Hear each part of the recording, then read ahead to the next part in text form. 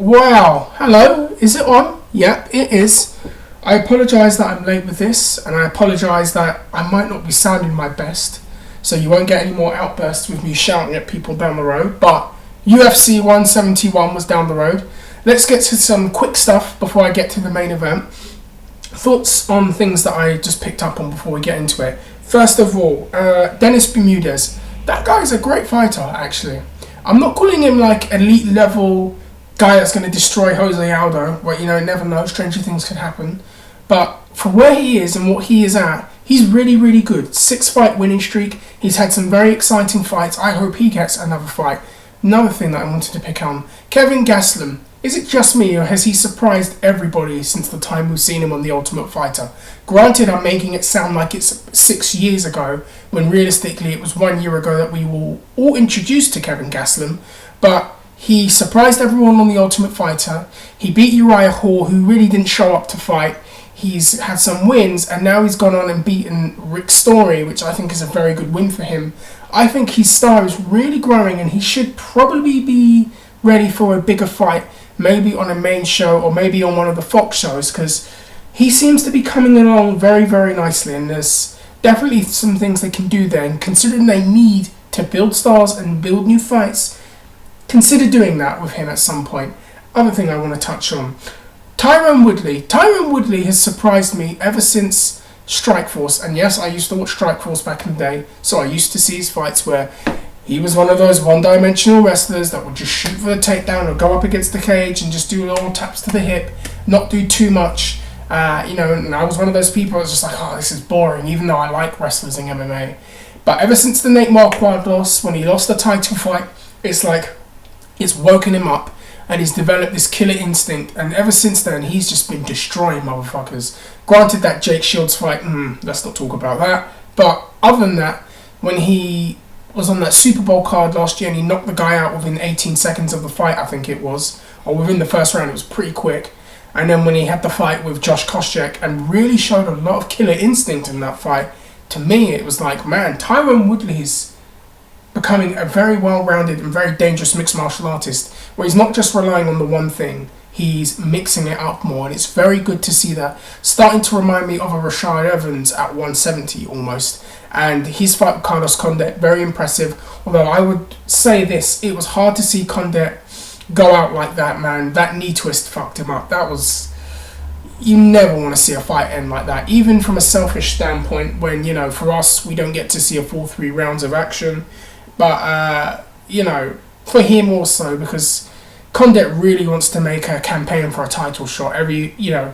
After what's been going on with George St. Pierre, I can imagine he's really hungry and itching to get back there, and to have that setback, and who knows how long he'll be out for, it's going to hurt him. But Tyron Woodley, let's not ignore what happened. Woodley looked very good, very much improved. He seems to be getting better and better. And then we go to Hector Lombard, Jake Shields, and to be honest, do I really want to talk about the fight? No. Was that a great fight? No. Was it every Jake Shields fight I've ever seen? Yes. No disrespect to Jake Shields, of course. He knows what he's doing, but it's not the most entertaining fight for me to watch. And Lombard, who I prefer at 170, did better than I thought, but man, it was not a great fight for him.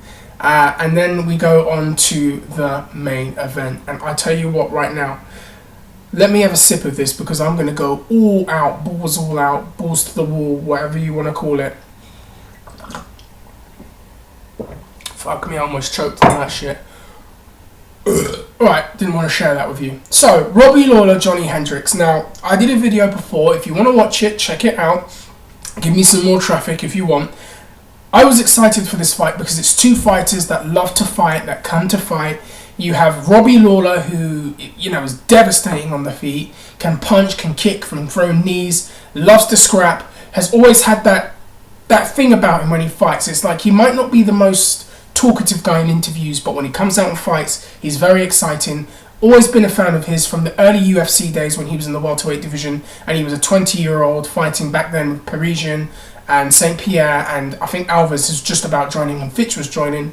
He lost his way a bit, went to fight outside of the UFC, and I actually got a bit of stardom and a bit of shine outside of the UFC. Was doing very well in Elite XC, lost his way again in Strikeforce, kind of came back again and then would lose, kind of come back again and then would lose. And it seems like ever since the 170 drop, he's had this rejuvenation, and he had a great year in 2013. And then on the other hand, you had Johny Hendricks, who kind of came up out of nowhere from 2009 from the WEC merger when the welterweights went to the UFC, going up from 170, going to 170, sorry, beating Amir Sadollah, I think, in his first fight in the UFC. And it's just been this steady progression. Granted, he had one loss against Rick Story, I think, but outside of that, progressing. And I think that when he beat John Fitch, that opened up the division, and he put everybody on notice. And then he went from John Fitch to beating Josh Koscheck to then going in there with Martin Kampmann and knocking him out, and really, again, putting a hell of a statement out there. Then from Kampmann to beating Carlos Condit, to really just getting everyone's attention and developing this fan base and getting everybody to watch him. And when he fought St. Pierre, granted of how you felt about that fight, I will say this: Hendricks looked like he was on par with St. Pierre, and he looked like a guy that could actually finish St. Pierre with his power and his wrestling. Unfortunately, things didn't happen the way that he would have hoped, and his title hopes were delayed by a few months. You have this big fight with Lawler, who's had this career resurgence, and then you've had this guy that's just been on a roll for the last couple of years in Johny Hendricks. They finally come together, and it was a great fight. The first round I would have given to Johny Hendricks. He really impressed me throughout the fight, the fact that he's mixing up his striking. See, I didn't want him to be a guy that falls by the way of a Dan Henderson. Devastating wrestler, great chin and power in that overhand right, and not mixing it up as much. Whereas, and I was like, I see a lot of that in Hendricks, but lately he's really mixed it up. And I liked to see that in his fights with Robbie Lawler. Well, in this fight with Robbie Lawler, he was mixing up with knees and combinations and short punches as well. And it's very good to see that progression there. He wasn't just trying to load up that right hand, that, telegraphed overhand right and that straight left or whatever you want, and then he's getting countered all day. It's so good to see that he mixed it up. And I was also impressed by Robbie Lawler's takedown defense, because he stopped at least 5 takedowns that I remember in that fight and wasn't overwhelmed by Johnny's wrestling straight away. It took a long time for him to be able to get him down. First round I would give to Johny Hendricks. Second round I would give to Johny Hendricks. He looked great, again, just mixing up his striking. Very, very entertaining fighter.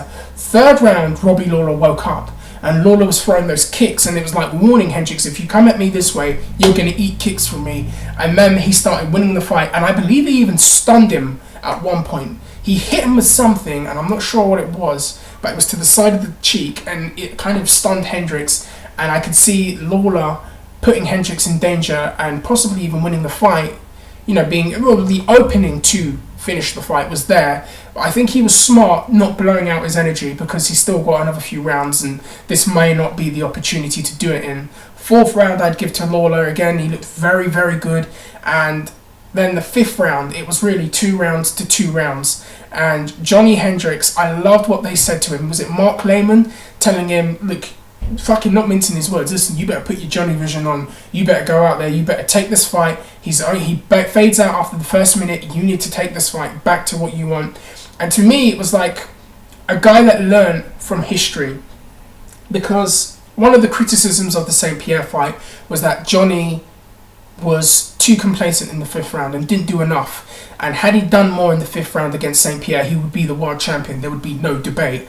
And it's like everybody learnt from that statement, and everyone learnt from that fight, and they learnt from history, and Hendricks came alive and really started lighting him up again, mixing up his strikes, really, really moving forward and going for a takedown. Smart move, getting the takedown and getting the, in many people's eyes, the advantageous position, and working and working and working.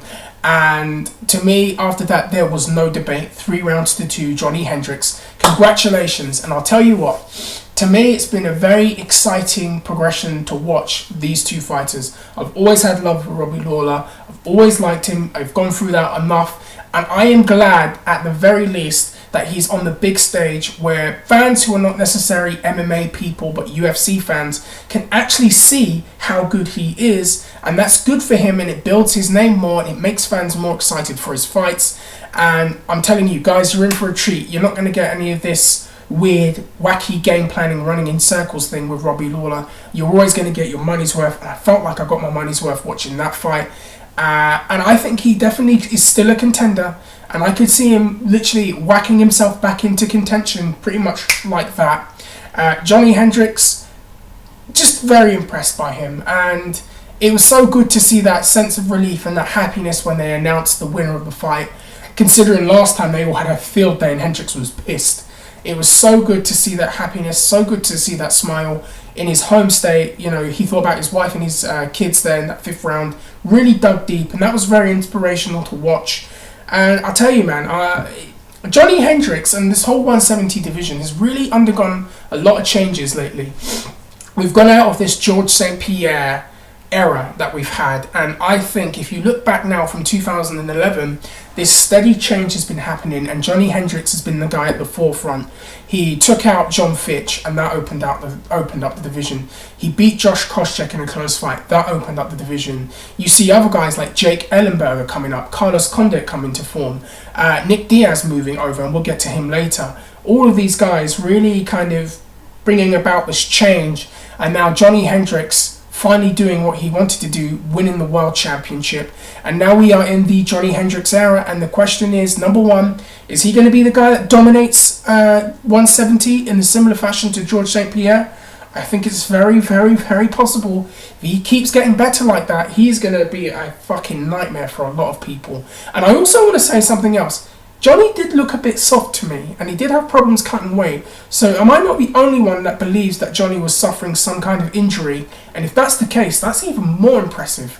Because if he was injured and he's fighting like that, imagine what it's going to be like at 100%. Who gets the next shot? Nick Diaz has now magically reappeared from the marijuana clouds in Stockton, California, and now is like heckling Hendricks for not making weight. He wants to fight, he wants to fight Hendricks for the belt, even though he's had 2 losses in a row, not fought in a year. He doesn't want to fight all of these other motherfuckers. Rory McDonald is another name. Possibly I could see them doing that, but I think it's a bit too soon. What was the other name? Hector Lombard? No. I think out of everybody, I'd say do Tyrone Woodley. I'd say put Nick Diaz back into the fight, get him a fight. And if he wins it, then you can talk about doing Hendricks and Diaz. And I think that would be a hell of a fight to watch, by the way. So, I'm going to stop. I'm not sounding too good, so you're not getting too many witticisms from me, if that's even a fucking word. Let me know what you think. Guys, I do MMA videos, I do boxing videos, I do pro wrestling videos, that dreaded thing that you all hate. Sometimes I'll even talk about comic books if you want. If you have requests about videos you want to see, fill up my inbox, I'll do them. I'll just tell you right now, that was a great evening, a great fight. Was that one of the all-time classics? Possibly. Was that one of the best fights of the year? Absolutely. Guys, let me know what you think. If you haven't before, hit that subscribe button. If you just want to watch the MMA videos, that's all you have to do. Guys, love you all. Take care and peace.